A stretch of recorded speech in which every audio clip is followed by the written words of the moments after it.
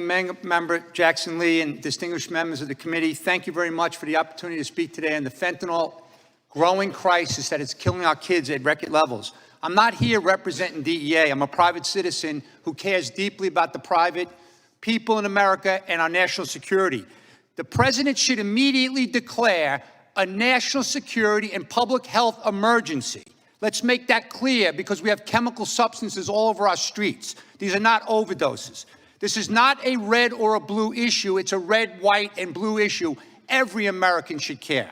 As the leader of DEA's Special Operations Division for the last 10 years of my career, I had really nice optics on the growing Mexican cartels and also the growing role of the Chinese criminal networks that have been doing a bombing campaign on our country with synthetic drugs.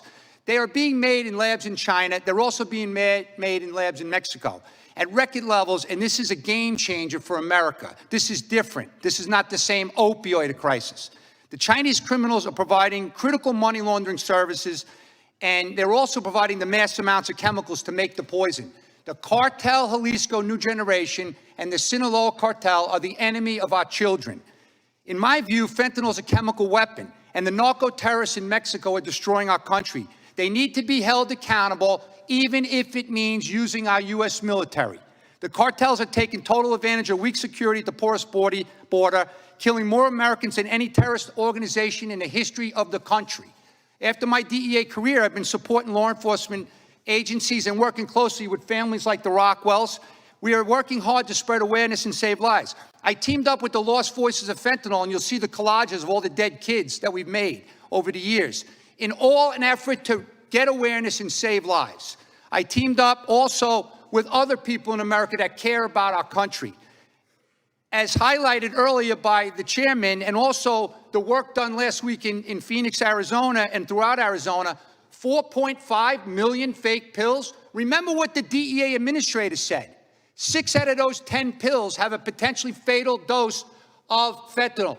Sheila Jackson Lee, ranking member, the 4 pills, that's outdated. She updated it to 6. So, according to the DEA, this is a crisis like we've never seen. We cannot expect to end this poisoning crisis with law enforcement alone. Addicted people need help, mental illness is on the rise, and kids are sadly turning to these pills for help.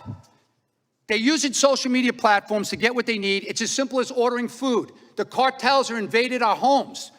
They are supposed to learn from mistakes, not die from mistakes. So the question to everybody in America, where the hell is the Department of Education? Where are the public service announcements? Why can't the White House team up with professional athletes and celebrities to get video reels to the kids on social media? Because that's what they'll see, and that's what they'll respond to. Protecting the kids must be number one.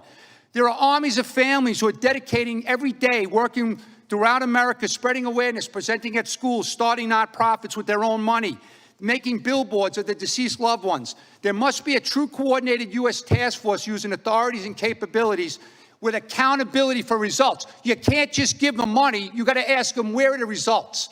Are the death rates going down? If not, you have to change. The cartels in Mexico have evolved quickly, from drug cartels to transnational criminals to now terrorists like we've never seen ever. Al-Qaeda, ISIS, Hezbollah, they're not killing this amount of Americans. There's positive movement from families and state attorney generals and congressional members to declare cartels terrorists and also fentanyl a weapon of mass destruction, which I fully support. The cartels use the latest technology, weapon systems. They take total advantage of antiquated laws. They control the government of Mexico, infiltrating, intimidating, placing the highest ranking officials on their payroll. Look what happened last week in Eastern District of New York. The FBI equivalent in Mexico, convicted, sent to life. He's going to be sent to life, prison for life, because of his role with the cartels. Sorry, ladies and gentlemen, you can no longer rely on the corrupt, soft-on-crime leaders in Mexico to save our kids. What keeps me motivated is the courageous, selfless, inspiring families like the Rockwells who lost loved ones, but they fight daily. Look at the amazing work of the Families Against Fentanyl. They're the ones going through the CDC data. They're the ones telling America about the rising rates of these kids dying. Isn't that the job of the U.S. government? What am I missing? CDC, where are the accurate and timely stats on fentanyl deaths? During COVID, we saw it every night on TV. The crisis needs an Operation Warp Speed. Kings County, Washington, The medical examiner, 35 dead in the first 21 days. They don't have enough cooler space out there. San Diego, 25% increase in fentanyl-related deaths in 5 years. As the younger kids are dying, every parent is wondering, why isn't there a sense of urgency from the White House? Where's the leadership on this fentanyl poisoning crisis? Why are the social media companies able to get away with killing the kids on their platforms? And why is it that this continues? Dr. Gupta, almost done. Dr. Gupta, this is the worst drug crisis in the history of the country. He said it's unacceptable to him and the president. He also said it's a direct and surging threat to national security and public health. So I ask, if it's a new era of drug trafficking, where's the new era of aggressive action to destroy the production labs?